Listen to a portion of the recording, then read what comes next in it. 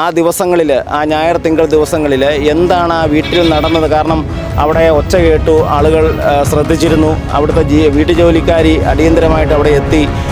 അപ്പോൾ വീടൊക്കെ കഴുകി വൃത്തിയാക്കിയ ചില ദുരൂഹതകൾ അവിടെ നെല്ലിക്കുന്നുണ്ട്. ഇത്രയും വലിയൊരു ക്രിമിനൽ ഒഫൻസ് നടന്നിട്ട്, ഇത്രയും സെൻസേഷനായിട്ടുള്ള ഒരു ക്രിമിനൽ ഒഫൻസ് നടന്നിട്ട്, അതും ഈ രണ്ട് കുട്ടികളെയും കൊണ്ട് ആത്മഹത്യ ചെയ്ത രണ്ടും ഏറ്റുമാനൂർ പോലീസ് സ്റ്റേഷൻ്റെ കീഴിലാണ് നടന്നിരിക്കുന്നത്.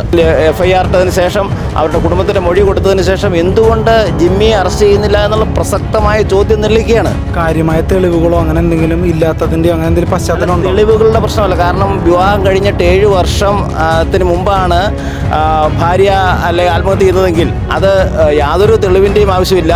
അപ്പം തന്നെ അറസ്റ്റ് ചെയ്ത് ചെയ്യാനുള്ള നിയമപരിരക്ഷ ഉണ്ട് നമ്മുടെ സംസ്ഥാനത്ത്. ഈ ജിമ്മിയുടെ അമ്മയും പിതാവും ഒക്കെ അവിടെ തന്നെ ഉണ്ടോ, അല്ലെങ്കിൽ അവർ ഒളിവിൽ വല്ലതും ആണോ? അവരൊളിവില്ല. കാരണം ഇന്ന് പോലീസിൻ്റെ 100 കണക്കിന് പോലീസിൻ്റെ പ്രൊട്ടക്ഷനിലാണ്.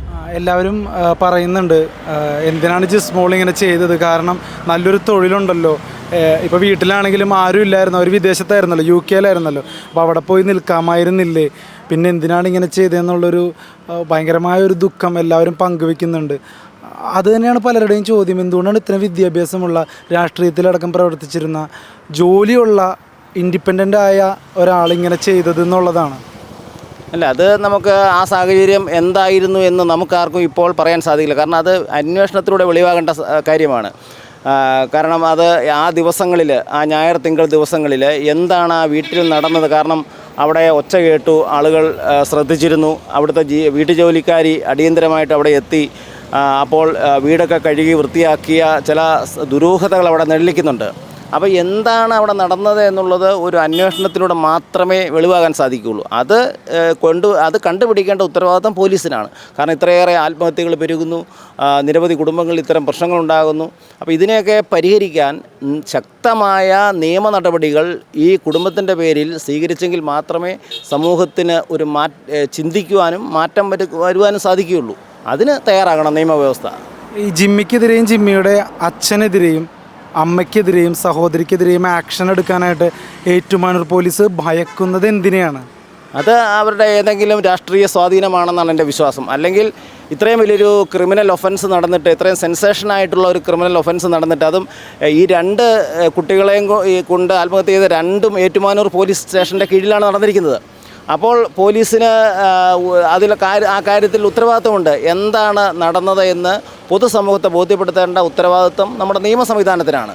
ഒരു പോലീസ് ഓഫീസറുടെ ഒരു പോസ്റ്റ് കണ്ടായിരുന്നു. കാരണം അദ്ദേഹത്തിന് ഉറക്കം വരുന്നില്ല, 2 പിഞ്ചോമനകളുടെ മുഖം ആലോചിച്ചിട്ട്.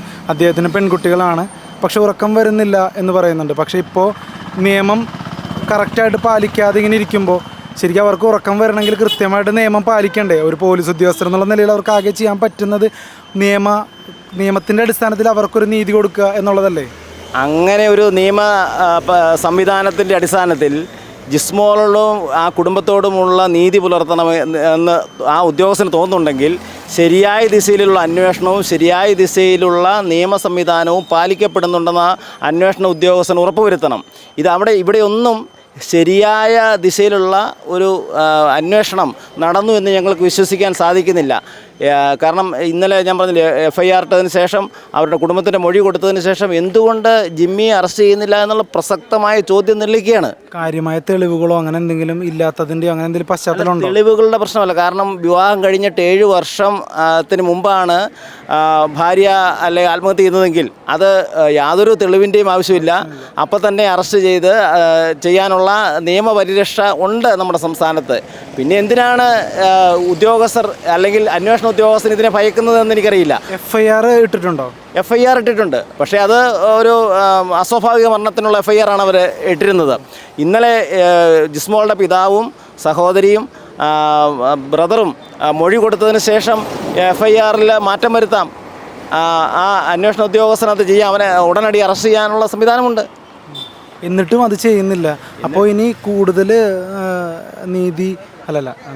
എന്നിട്ടും അവരത് ചെയ്യാതെ ഇരിക്കുമ്പോൾ ഇനി നീതിന്യായ വ്യവസ്ഥയിൽ ഏത് തരത്തിൽ മുന്നോട്ട് പോകാനാണ് നിങ്ങളുടെ താല്പര്യം? ഞങ്ങൾക്കിപ്പോൾ ഞങ്ങളുടെ മുത്തോലി പഞ്ചായത്തിൻ്റെ പ്രസിഡൻ്റായിരുന്നു എന്നുള്ള നിലയിൽ ശക്തമായിട്ട് ഞങ്ങളുടെ പഞ്ചായത്ത് കമ്മിറ്റി അടിയന്തരമായി കൂടും. കമ്മിറ്റി കൂടി ശക്തമായ നടപടികൾ സ്വീകരിക്കാൻ വേണ്ടിയുള്ള പ്രക്ഷോഭങ്ങൾക്ക് നേതൃത്വം കൊടുക്കും. കാരണം ഞങ്ങളുടെ പഞ്ചായത്തിൻ്റെ പ്രസിഡൻ്റായിട്ടിരുന്ന മെമ്പറായിട്ടിരുന്ന വ്യക്തിയാണ്. അപ്പോൾ തീർച്ചയായിട്ടും അവർക്ക് നീതി ലഭ്യമാക്കി കൊടുക്കേണ്ടത് പഞ്ചായത്ത് ഭരണസമിതി എന്നുള്ള നിലയിൽ ഞങ്ങളുടെ ഉത്തരവാദിത്തമാണ്.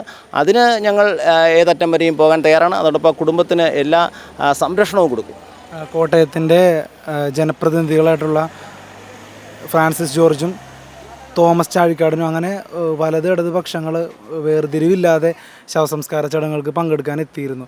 അവരുടെ ഭാഗത്തു നിന്നും ഒരു സഹകരണം അങ്ങനെ എന്തെങ്കിലുമൊക്കെ അവർ പറഞ്ഞായിരുന്നു? അല്ല, അങ്ങനെ നമ്മളിപ്പോൾ അവരോട് അത്തരം കാര്യങ്ങൾ സംസാരിച്ചിട്ടില്ല. കാരണം നമുക്ക് ഈ കുടുംബത്തിന് നീതി ലഭ്യമാക്കാൻ വേണ്ടി ഞങ്ങൾ അതിൻ്റെ നടപടിക്രമങ്ങൾ ശരിയായി ഞങ്ങൾ എത്തിപ്പെടുന്നതേ ഉള്ളൂ. കാരണം ഇത് ശവസംസ്കാര ചടങ്ങുകൾ കഴിഞ്ഞതേ ഉള്ളൂ.